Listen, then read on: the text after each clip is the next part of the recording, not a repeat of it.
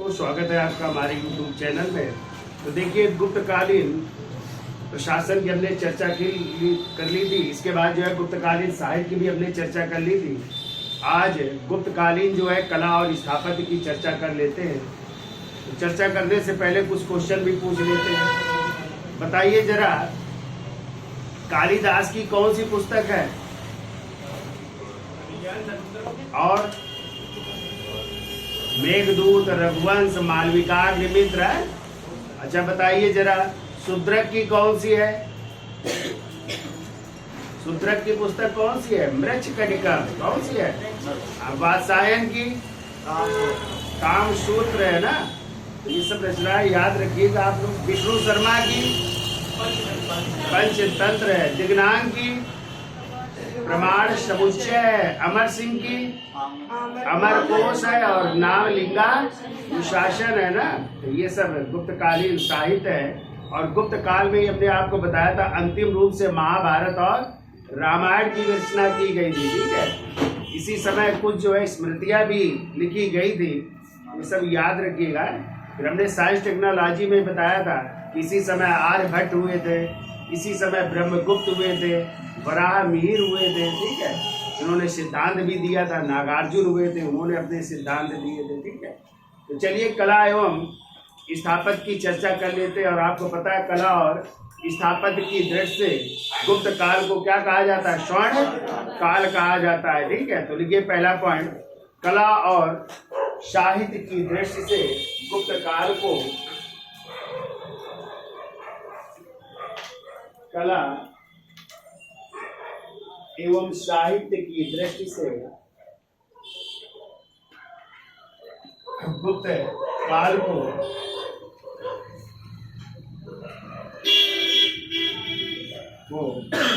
स्वर्ण युग कहा जाता है।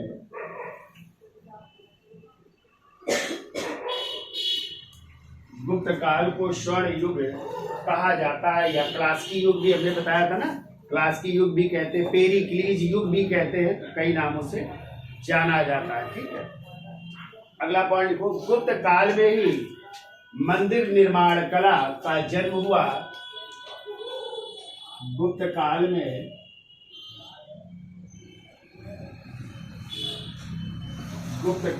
मंदिर निर्माण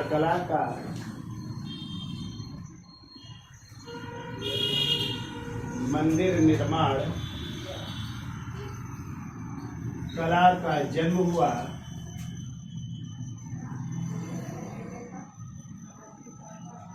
यानी मंदिरों के निर्माण की प्रक्रिया इसी समय हो रही थी। ठीक है, जिसमें देवमूर्ति की स्थापना की जाती थी।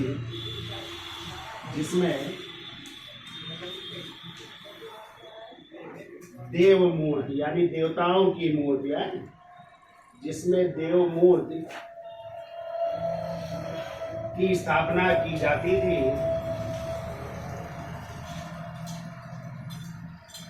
और मंदिर का भीतरी भाग सादा होता था।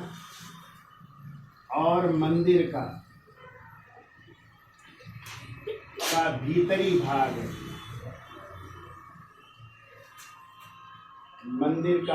भाग सादा होता था। जबकि गर्भगृह में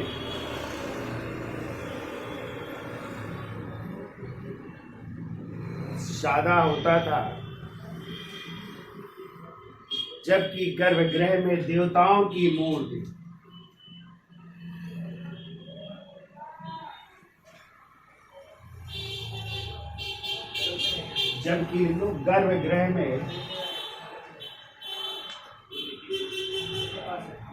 गृह में देवताओं की मूर्ति स्थापित की जाती थी। देवताओं की मूर्ति स्थापित की जाती थी। और द्वारपाल के स्थान पर, जो प्रवेश द्वार होता था, वहां पे क्या होता था? देखो, और द्वारपाल के स्थान पर गंगा और किसकी? यमुना की, ठीक है, मूर्तियां स्थापित की जाती थी। गंगा किसमें सवार है? गंगा जी है मकर वाहिनी गंगा और पूर्व वाहिनी यमुना। तो लिखो जबकि द्वारपाल के स्थान पर मकर वाहिनी गंगा और कूर्म वाहिनी, ये भी याद रखिएगा, इस समय गंगा जी और यमुना जी का भी मूर्तियां स्थापित हो रही। मकर वाहिनी गंगा व कूर्म वाहिनी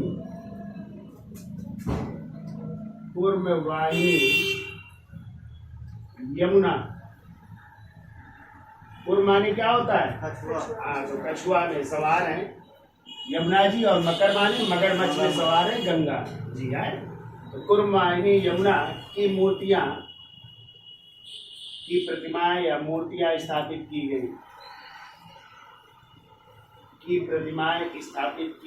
गई, ठीक है।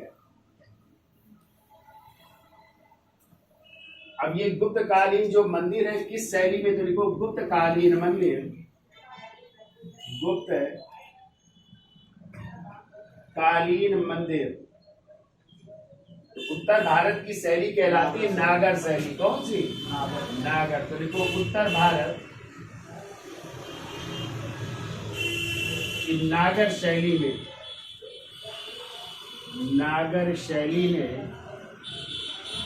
बने हुए हैं, नागर शैली में बने हुए हैं। जबकि दक्षिण भारत की शैली कहलाती थी कौन सी? द्रविड़। और दोनों का जो मिश्रण थी वो कहलाती थी बेसर शैली है।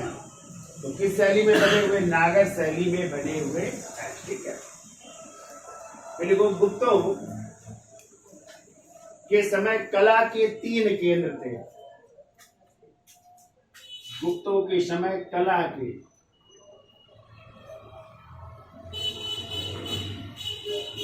3 केंद्र थे। कौन कौन से 3 केंद्र थे? लिखिए। नंबर 1 पाटिल, चाहे मथुरा लिख लो। नंबर 1 मथुरा, दूसरा लिखिए पाटिलपुत्र,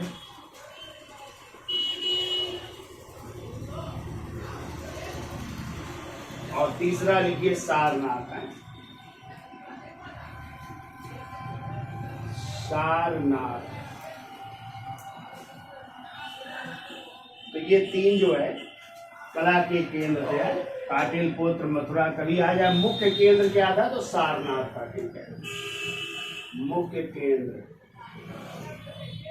सारनाथ।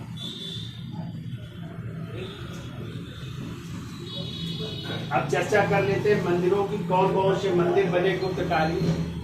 तो इसका स्क्रीनशॉट ले लो, फिर लिखा देते हैं। तो देखिए एडिट डाल लीजिए मंदिर। पहला लिखिए देवगढ़ या झांसी या ललितपुर का, ललितपुर का दशावतार मंदिर, दशावतार मंदिर। तो ये देखो गुप्त काल का पहला मंदिर है जो शिखर का उदाहरण माना जाता है, ठीक है। इसमें क्या बना है? शिखर बना हुआ है, ठीक है। यानी नीचे चौड़ा और ऊपर क्या हो गया? पतला होता चला गया, ठीक है। तो ये कहाँ पे है? तो ललितपुर जिले में, लिख लो। ये है ललितपुर जिले में, बेतवा नदी के तट पर है। ललितपुर जिले में बेतवा नदी के तट पर।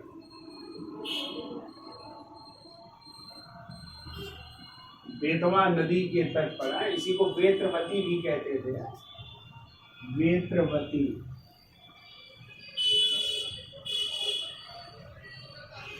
नदी के तट पर है, ठीक है। और इसमें किसकी प्रतिमा है? तो लिख लो शेष शाही विष्णु की प्रतिमा है। यानी शेष नाग पर लेटे हुए, शेष शाही विष्णु की प्रतिमा है। शेष नाग पर लेटे हुए विष्णु की प्रतिमा, देखो शेष शाही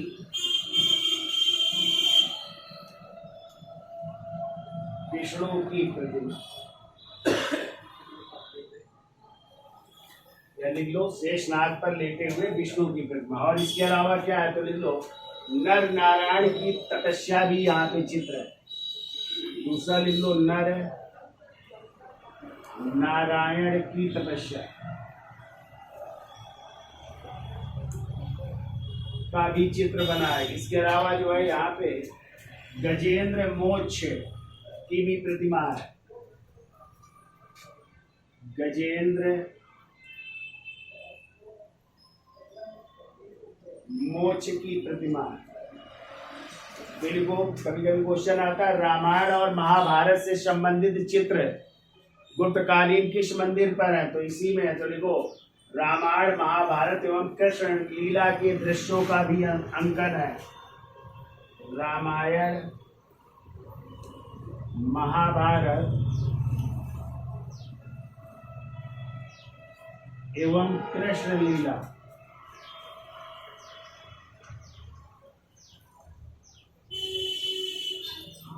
के दृश्यों का उत्कीर्णन यहाँ पे दृश्य बने हुए, ठीक है। तो इसमें 12 मीटर ऊंचा एक शिखर है। इसमें 12 मीटर ऊंचा एक शिखर है।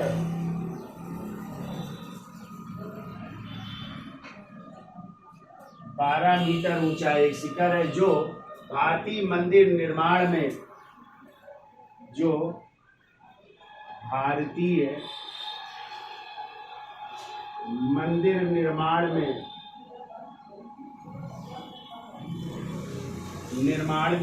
शिखर का पहला उदाहरण है। मंदिर निर्माण में शिखर का पहला उदाहरण है। यह शिखर का पहला उदाहरण है।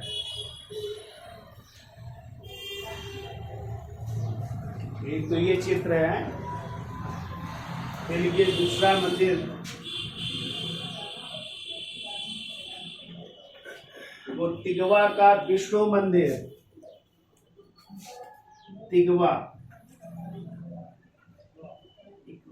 तिगवा का विष्णु मंदिर।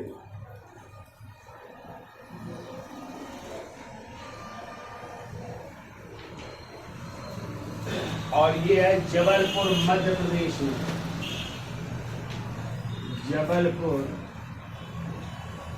मध्य प्रदेश में है। फिर वो भुमरा का शिव मंदिर। तीसरा लिखिए भुमरा का शिव मंदिर। और ये नागोद पड़ता है सतना मध्य प्रदेश में। नागोद सतना मध्य प्रदेश, वहां पे मंदिर है। फिर वो खोह का शिव मंदिर, खोह है का शिव मंदिर।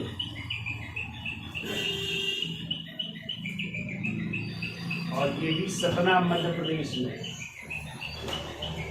सतना मध्य प्रदेश में, ठीक है।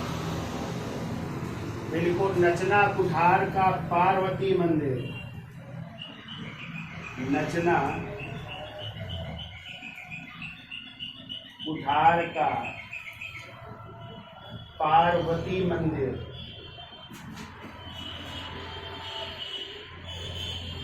और ये पन्ना जिला मध्य प्रदेश में है। पन्ना मध्य प्रदेश में,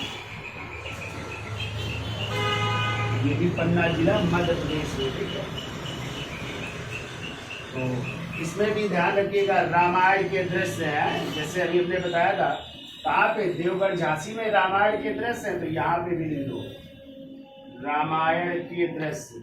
ये भी क्वेश्चन आ चुका है, याद रखिए। रामायण के दृश्य है यहाँ पे दिया, उत्कीर्ण। रामायण के दृश्य उत्कीर्ण। देखो इसमें शिव पार्वती वाद्य यंत्रों के साथ उत्कीर्ण है। शिव पार्वती वाद्य यंत्रों के साथ उत्कीर्ण है, यानी वाद्य यंत्र बजाते हुए दर्शाया गया। वाद्य यंत्रों के साथ उत्कीर्ण है। वाद्य यंत्रों के साथ उत्कीर्ण। फिर आते हैं भीतर गांव है, तो इसका स्क्रीनशॉट ले लो, आगे निकाल देते। अगला लिखिए भीतर गांव। भीतर गांव कानपुर। कानपुर में ईंटों से निर्मित मंदिर। देखो ये ईंटों से निर्मित मंदिर है, ईंटों से बना हुआ है। ईंटों से निर्मित मंदिर, ईंटों से निर्मित मंदिर है, ठीक है। फिर को सिरपुर। सिरपुर जो पड़ेगा आज रायपुर छत्तीसगढ़ में है। सिरपुर रायपुर छत्तीसगढ़।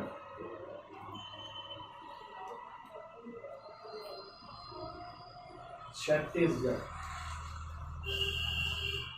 का ईंटों से निर्मित, ये भी ईंटों से ही है, ईंटों से निर्मित लक्ष्मण मंदिर। ईंटों से निर्मित लक्ष्मण मंदिर।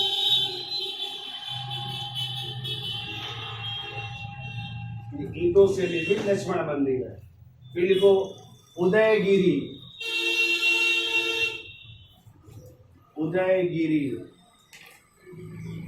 और उदयगिरी पड़ता है विदिशा मध्य प्रदेश में। विदिशा मध्य प्रदेश, और यहाँ पे भी विष्णु मंदिर है। तो देखो उदयगिरी विदिशा मध्य प्रदेश का विष्णु मंदिर, का विष्णु मंदिर, ये विष्णु मंदिर है, ठीक है। फिर को एरण जबलपुर मध्य प्रदेश का विष्णु मंदिर। एरण जबलपुर मध्य प्रदेश का, मध्य प्रदेश का विष्णु मंदिर, यहाँ पे भी विष्णु मंदिर है। और यहीं से एरण अभिलेख से ही सती प्रथा का क्या मिला है, अभिलेख प्रमाण भी मिला है, ठीक है, वो भी याद है। फिर को दर्रा मुकुंद मंदिर। दर्रा मुकुट मंदिर,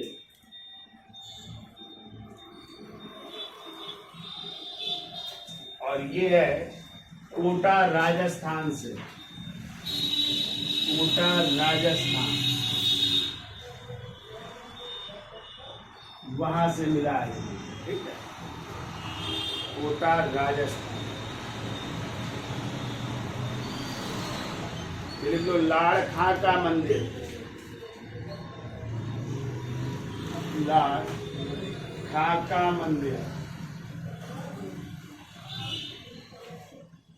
ये मध्य प्रदेश से मिला है, ठीक है। तो ये भी लिख लीजिए मध्य प्रदेश। इतने सारे ये मंदिर गुप्तकालीन जो है प्राप्त हुए हैं, ठीक है। तो इसकी साथ ले लो। फिर चलते हैं बौद्ध स्तूपों की चर्चा कर लेते हैं, फिर गुहा मंदिरों की चर्चा कर लेते हैं। तो लिखिए गुप्तकालीन बौद्ध स्तूपों में, गुप्त कालीन बौद्ध स्तूपों में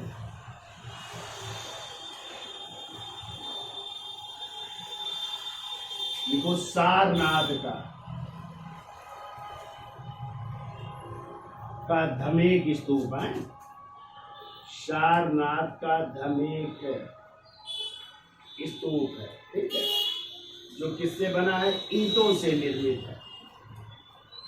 ईंटों से निर्मित।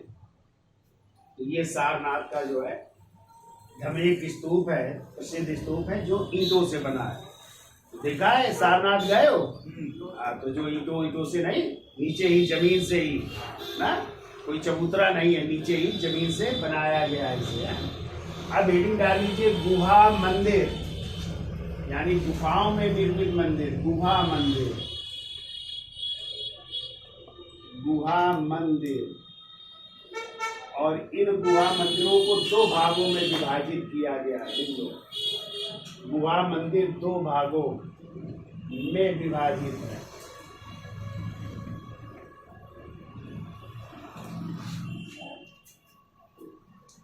गुहा मंदिर 2 भागों में विभाजित है, ठीक है। पहला लिखो ब्राह्मण गुहा मंदिर,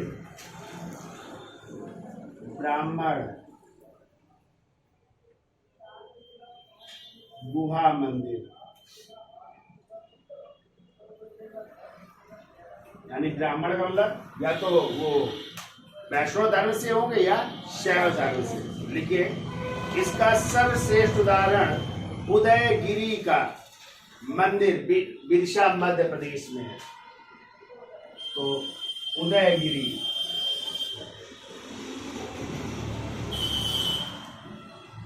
का, ये उदयगिरी का मंदिर है। उदयगिरी का मंदिर कहाँ पे है? लिखो विदिशा मध्य प्रदेश, विदिशा मध्य प्रदेश। अब इसी उदयगिरी के मंदिर में किसकी मूर्तियां हैं? तो देखो, इसमें विष्णु के वराह अवतार की, इसमें विष्णु के वराह अवतार में जन्म लिया था ना, वराह अवतार, विष्णु के वराह अवतार की विशाल मूर्ति है, की विशाल मूर्ति, वराह अवतार की विशाल मूर्ति है, जिसका निर्माण चंद्रगुप्त द्वितीय के सेनापति वीरसेन शैव ने करवाया था। देखो, निर्माण लिख लो, निर्माण चंद्रगुप्त द्वितीय के सेनापति, उनका नाम था वीरसेन शैव ने करवाया था। वीरसेन शैव ने इसका निर्माण करवाया, ठीक है।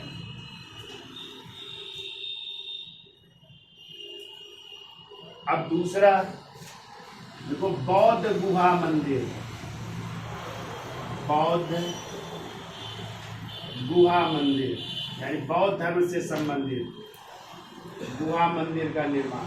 और इसी में आ जाएंगी आपकी अजंता की गुफाएं और बाघ की गुफाएं। कौन सी? अजंता और बाघ की गुफाएं। तो अजंता की गुफाएं कहाँ पे? औरंगाबाद, महाराष्ट्र। और बाघ की गुफाएं है धार जिला, मध्य प्रदेश में है।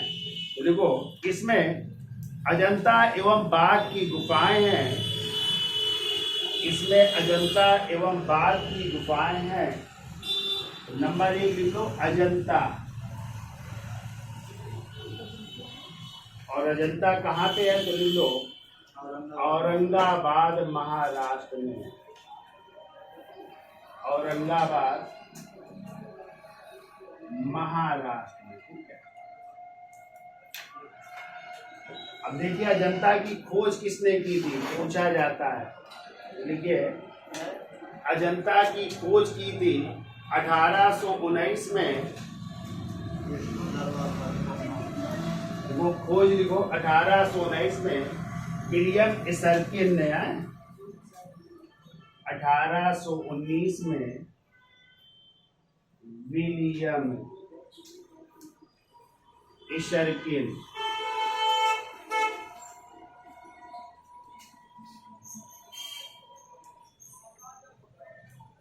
विलियम सर्किन ने किया था, ठीक है। जबकि इसको प्रकाश में लाने का श्रेय है अलेक्जेंडर कर्निंघम को। देखो, प्रकाश में लाने का श्रेय लाने का श्रेय अलेक्जेंडर कनिंघम का नाम सुना है? जिन्हें जो है प्रागैतिहासिक पुरातत्व विभाग का जन्मदाता माना जाता है। ठीक है, अलेक्जेंडर कनिंघम या पुरातत्व सर्वेक्षण विभाग का जन्मदाता है। अलेक्जेंडर कनिंघम ने इसको प्रकाश में लाए थे। ठीक है, गुफाएं कितनी यहाँ पे तो लिख लो, गुफाओं की संख्या पहले 29 थी, अब हो गई 30 है। कहते 15वीं और 16वीं गुफा के बीच में एक और गुफा हो गई, उसको नाम दिया गया 15 का ए नंबर या 15 का आ। ये नई है, ये नई गुफा हो गई है, तो इसलिए अब इनकी संख्या हो गई है 30। और ये किस धर्म से है? यदि आ जाए तो बौद्ध धर्म से ही संबंधित है। बौद्ध धर्म से संबंधित, यानी गौतम बुद्ध से संबंधित है, और उनके पूर्व जन्मों की जातक कथाओं के भी चित्र हैं इसमें। ठीक है, तो 30 हो गई है। तो जिसमें लिख लो 6 गुफाओं में ही चित्र हैं, जिसमें 6 गुफाओं में चित्र है। 6 गुफाओं में चित्र कौन कौन से हैं? तो लिख लो 1, 2, फिर है 9, 10 और फिर 16 और 17वीं गुफा की चित्र है। ठीक है, तो किस धर्म से है? बौद्ध धर्म से है, याद रखिएगा। अब इसमें यदि आ जाए गुप्तकालीन कौन सी है, तो लिख लो गुप्तकालीन। गुप्तकालीन आपकी है 16वीं, 17वीं और 19वीं है। 16वीं, 17वीं और 19वीं गुफा ये गुप्तकालीन है। ये बहुत पूछा जाता है कि कौन सी गुप्तकालीन है, तो 16वीं है, 17वीं है और 19वीं है।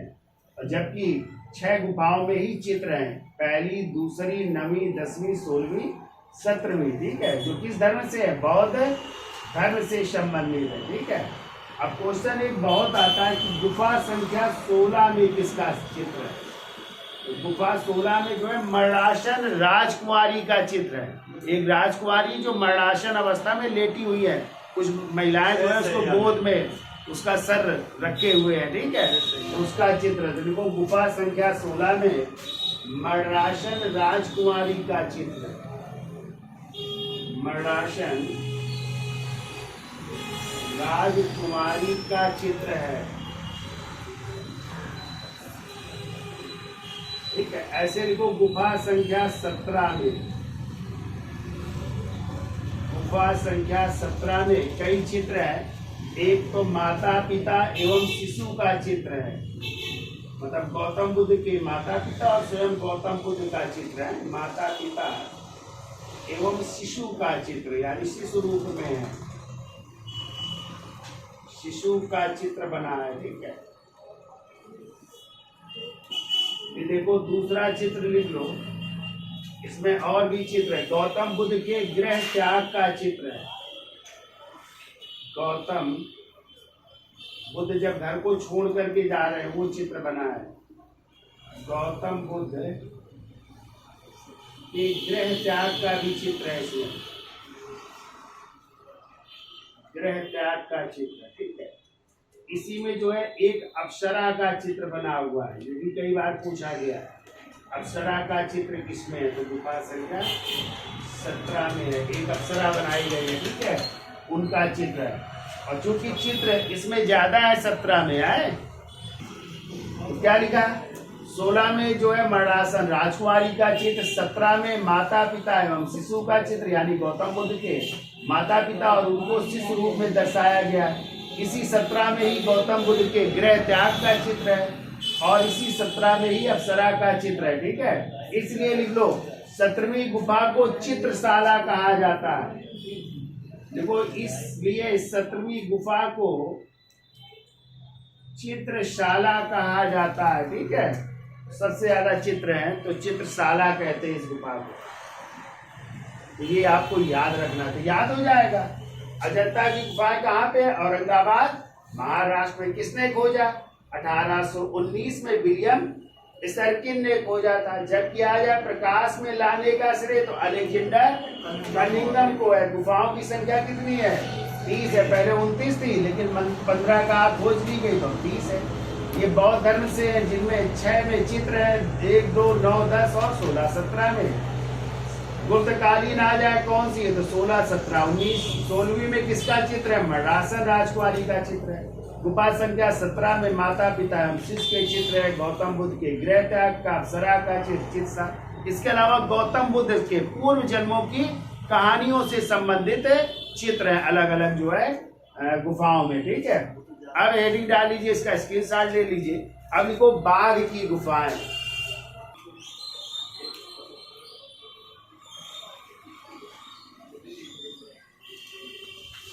चलो ऑन करो। तो देखिए हेडिंग डाल लीजिए बाघ की गुफाएं। और बाघ की गुफाएं कहाँ है? लिखो धार जिला, मध्य प्रदेश में है। ठीक है, तो मध्य प्रदेश के धार जिले में है। ठीक है, धार जिला मध्य प्रदेश। इसकी खोज लिख लो 1818 में। देखिए खोज 1818 ईस्वी में। ठीक है, तो देखो बाघ कैसा होता है? डेंजर होता है ना, खतरनाक होता है ना, तो इसके खोज करता भी डेंजर ही है, यानी डेंजर फील्ड। लिखिए तो किसने खोजा था? डेंजर फील्ड ने 1818 में डेंजर फील्ड द्वारा खोजा गया। डेंजर फील्ड ने खोजा था इन गुफाओं को। ठीक है, और यहाँ पे जो है 9 गुफाएं हैं। कितनी गुफाएं हैं?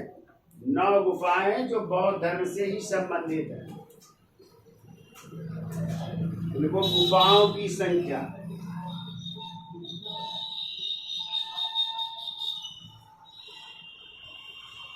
9 है, और ये भी जो है बौद्ध धर्म से ही संबंधित है।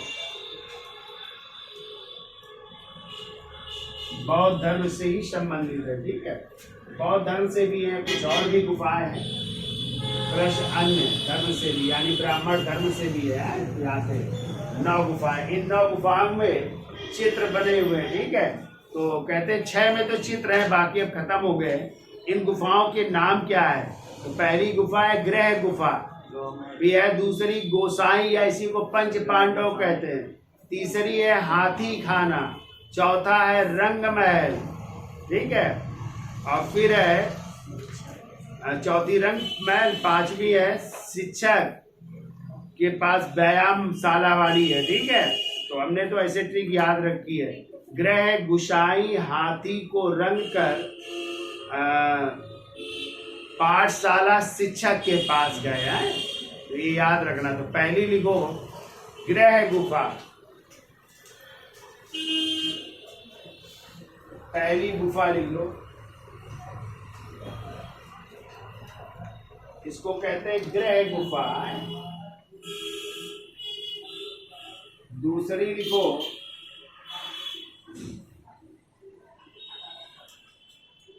गुसाई गुफा, गुसाई गुफा, या इसी को एक और नाम से जानते हैं, पंच पांडव भी कहते हैं। कहते हैं पांडव रुके थे यहाँ पे, पंच पांडव गुफा भी कहते हैं। ठीक है, तीसरी गुफा लिखो, तीसरी गुफा को कहते हैं हाथी खाना, हाथी खाना कहते हैं। ठीक है, चौथी गुफा को लिखो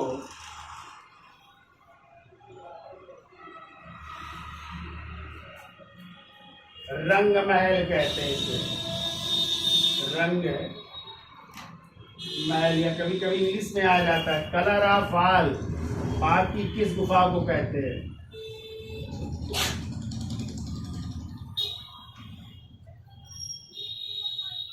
हाल माने क्या होता है? महल। कलर माने रंग है, कलर ऑफ हाल भी कह सकते हैं इसे है। चौथी गुफा को। 5वीं लिखिए 5वीं गुफा है पाठशाला। ये पाठशाला के नाम से जानी जाती है। ये 6वीं गुफा लिखे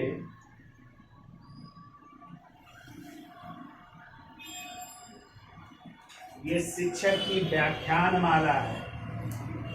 शिक्षक की व्याख्यान माला।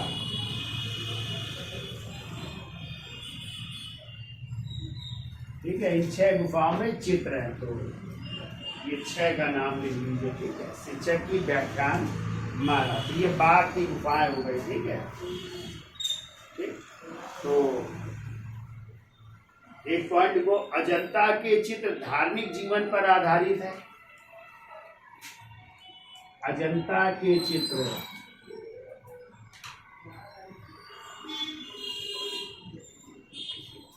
धार्मिक जीवन पर आधारित। धार्मिक जीवन पर आधारित। जबकि दूसरा लिखो बाघ के चित्र।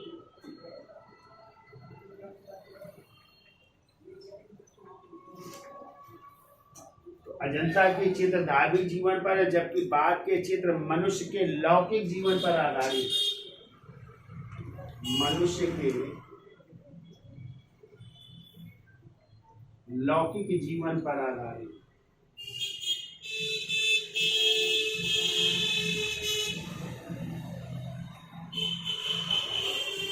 लौकिक जीवन पर आधारित।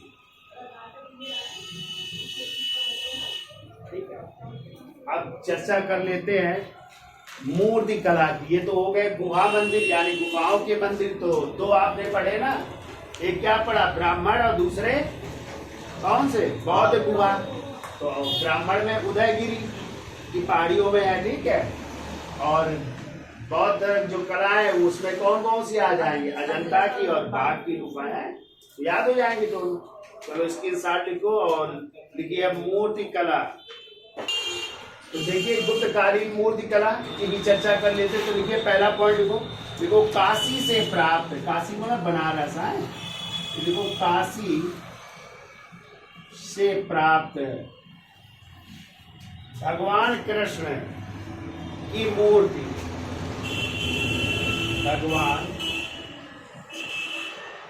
कृष्ण की मूर्ति। भगवान कृष्ण की मूर्ति मिली है। ठीक है, जिसमें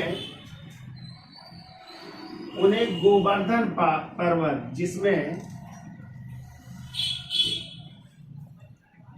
उन्हें गोवर्धन पर्वत धारण किए हुए दिखाया गया है। गोवर्धन पर्वत धारण किए हुए दिखाया गया है। किए हुए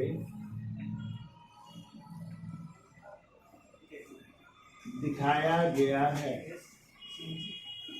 यानी वो जो है किस पर्वत को उठाए हुए, गोवर्धन पर्वत को उठाए हुए। कहां से मिला है, काशी या बनारस से लिखा। अब दूसरा लिखो सारनाथ में बैठे हुए। दूसरी मूर्ति लिखिए सारनाथ में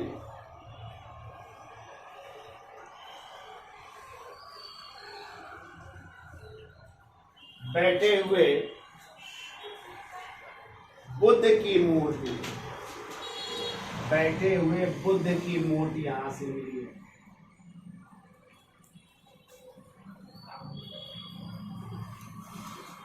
सारनाथ से बैठे हुए बुद्ध की मूर्ति। फिर वो मथुरा में खड़े हुए बुद्ध की मूर्ति। मथुरा में खड़े हुए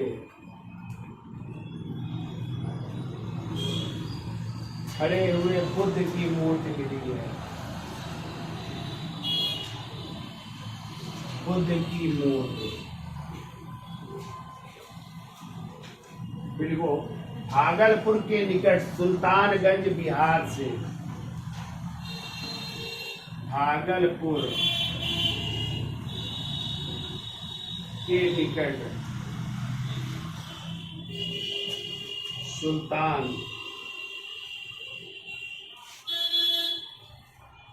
गंज बिहार से सुल्तानगंज बिहार से बुद्ध की, ऐसे लिखो, ये कुछ ऊंची है, 2 मीटर लिख लो है, 2 मीटर से ऊंची या 2 मीटर ऊंची है, 2 मीटर ऊंची बुद्ध की खड़ी ताम्रपति, 2 मीटर ऊंची बुद्ध की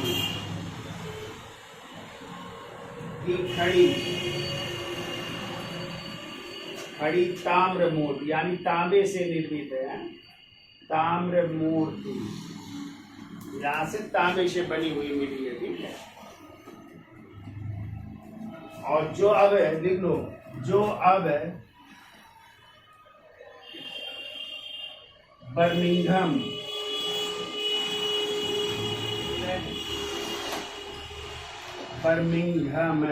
संग्रहालय,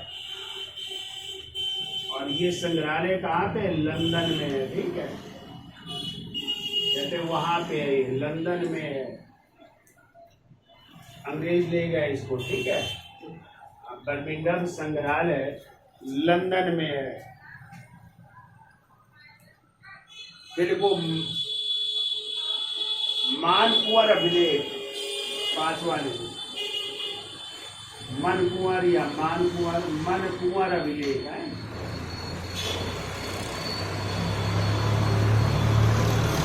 और ये है 448 ईस्वी के अनुसार,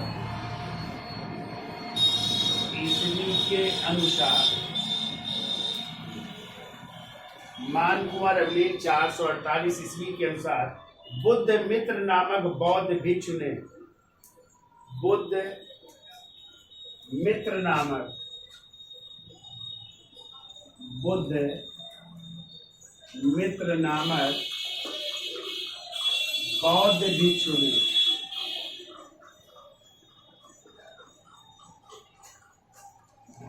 भिक्षु ने क्या बनवाई थी, लोग बुद्ध की मूर्ति की स्थापना की थी, बुद्ध मूर्ति की स्थापना की।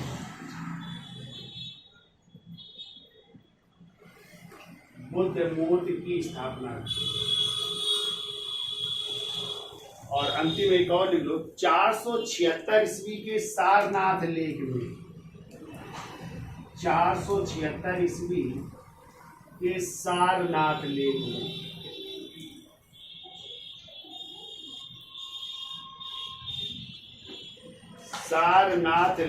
में वो अभय मित्र भिक्षु द्वारा बुद्ध मूर्ति की स्थापना, अभय मित्र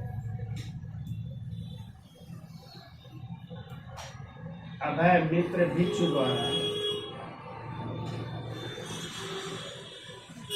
बुद्ध मूर्ति की स्थापना,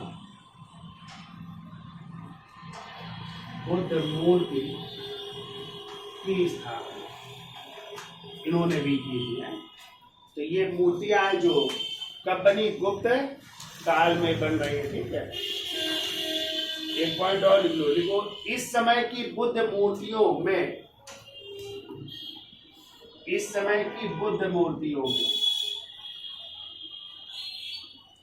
गौतम बुद्ध के बाल,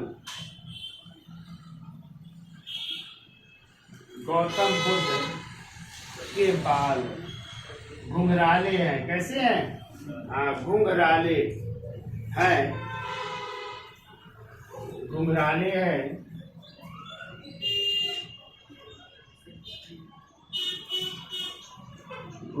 हैं, और उनका प्रभा मंडल अलंकृत है,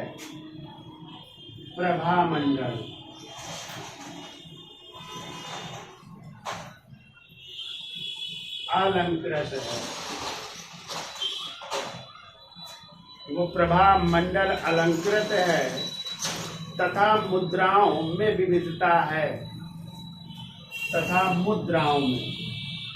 मुद्राओं का मतलब आसन, जो बैठ रहे हैं, मुद्राओं या आसन में विभिन्नता है। कभी वो लेटे हुए हैं, कहीं कहीं आपने देखा वो पालथी बांध के बैठे हैं, कहीं कहीं खड़े हुए हैं, हाँ घुटनों के बल बैठे हुए हैं। तो मुद्राओं या आसन में क्या है, विभिन्नता है गौतम बुद्ध की मूर्तियों में। ठीक है, तो ये तो थी गुप्तकालीन कला एवं स्थापत्य की चर्चा। अब हम एक जगह आपको लिखवा देते हैं कि कौन राजा था, उनकी पत्नी कौन थी और उनके पुत्र कौन थे। ठीक है, तो एक साथ हो जाएगा। तो इसका स्क्रीनशॉट ले लो, फिर एक जगह करवा देते। विवाहित जोड़े हैं, तो हेडिंग डाल लीजिए विवाहित जोड़े। देखो पत्नी है, एक तरफ पति है, फिर है पुत्र। तो पहली नाम है कुमार देवी, और कुमार देवी जो है लिच्छवी राजकुमारी थी ना, उनका विवाह हुआ था किसके साथ, चंद्रगुप्त प्रथम के साथ, और इन्हीं से उत्पन्न उनका पुत्र था जिसका नाम था समुद्रगुप्त। फिर दूसरी है पत्नी दत्ता देवी, और दत्ता देवी किसकी पत्नी थी, समुद्रगुप्त की, और इन्हीं से बेटा हुआ। एक का नाम था रामगुप्त और एक का चंद्रगुप्त द्वितीय विक्रमादित्य। फिर इसके बाद आते हैं ध्रुव स्वामी। तो आपको पता है कि ध्रुव स्वामी से किसने विवाह किया था, चंद्रगुप्त द्वितीय ने, और इन्हीं से इनका पुत्र हुआ था जिसका नाम था कुमारगुप्त प्रथम। ठीक है, फिर चंद्रगुप्त द्वितीय की एक और पत्नी थी जिनका नाम था कुबेर नागा। क्या नाम था, और कुबेर नागा की बेटी थी जिसका नाम था प्रभावती गुप्ता नाम था। ठीक है, फिर इसके बाद अनंत देवी या देवकी, ये किसकी पत्नी थी, कुमारगुप्त प्रथम की, और इनके बेटे हुए पुरुगुप्त और स्कंदगुप्त। फिर मित्र देवी यानी को चंद्र देवी कहते हैं, ये पति का नाम था पुरुगुप्त, इनके दो बेटे हुए बुद्धगुप्त और कुमारगुप्त द्वितीय। ठीक है, और अभी हमने चर्चा की थी प्रभावती गुप्ता की, जो किसकी बेटी थी, कुबेर नागा और चंद्रगुप्त द्वितीय विक्रमादित्य की, और इन्हीं प्रभावती गुप्ता का विवाह हुआ था वाकाटक वंश के शासक रुद्रसेन द्वितीय के साथ, और इन्हीं से इनके दो बेटे हुए दिवाकर सेन और दूसरे दामोदर सेन, और यही दामोदर सेन प्रवर सेन द्वितीय के नाम से शासक भी बनेंगे। ठीक है, जो हम चर्चा वहां पे करेंगे। तो ये विवाहित जोड़े थे, मिलान करने को आ जाता है, इसलिए आप लोग इनको भी याद रखिएगा। तो इस तरह आज जो है गुप्त काल समाप्त हो रहा है, अब एक नया राजवंश शुरू करेंगे। तो वीडियो अच्छा लगा हो तो लाइक शेयर और सब्सक्राइब करें। धन्यवाद।